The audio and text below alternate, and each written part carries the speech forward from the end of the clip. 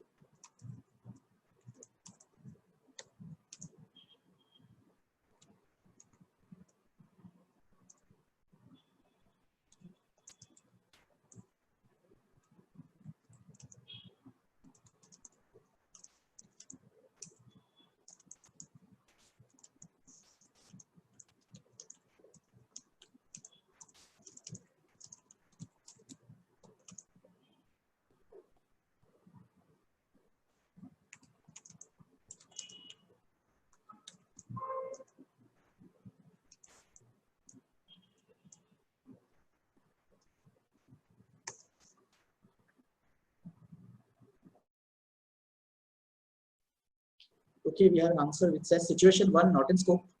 Situation 2, yes, a forward contract is a derivative.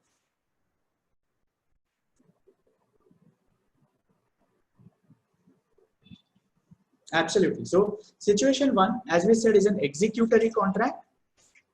Neither party has performed its obligations under the contract. And situation 2 is a forward contract, it is a derivative. Now, here is the catch. Company ABC knows that if it does no accounting of this purchase contract and fair values the derivative, there will be a mismatch or volatility in its P&L, right? Because think of how the P&L flows, and some of these items that are what actually drive a decision that management takes around how do you account for those transactions. What does management think? It says, look, economically I have hedged my risk. There is an exposure in terms of the change in price of cocoa. I have hedged it or protected it by taking a derivative. So from an economic standpoint, absolutely fine, no issues. But now come to the accounting.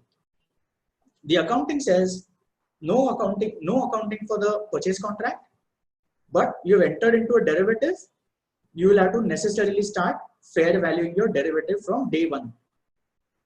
So your P&L starts showing the movement or volatility of the derivative on day one, till the time you purchase the derivative, till the time cocoa actually arrives. Whereas your accounting books on the purchase contract only hit once the goods are received. Right? This creates a mismatch in timing of when the risk hits the P&L and the derivative hits the P&L. Therefore, you have a choice as company 1 to consider situation 1 as a derivative and fair value this commitment. What it means is that as the price of cocoa changes, your commitment's value will keep changing. You will start having a mark to market on this, which comes to P&L. The mark to market on the derivative is anyway going to P&L.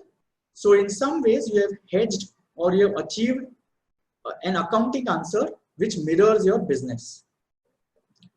So which is why Ind AS 109 permits recognizing this as a derivative or permits accounting for this. But I mean, the answers are absolutely right. In a normal situation, situation 1 is not a financial instrument. Situation 2 is a financial instrument. But if I now go back, there are certain scope inclusions. right? And this is where situation 1 could fit in. This is where management has a choice.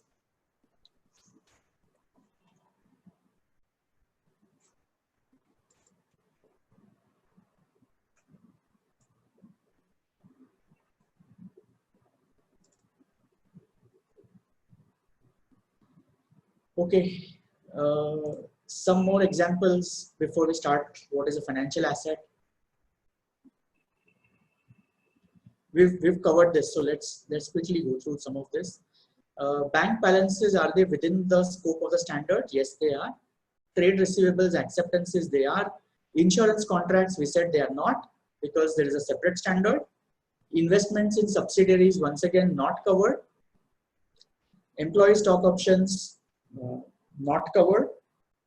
Unbilled revenue covered, I mean not covered, but 115 will send you back for the purposes of impairment.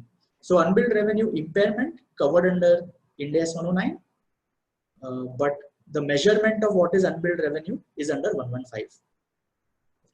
Okay.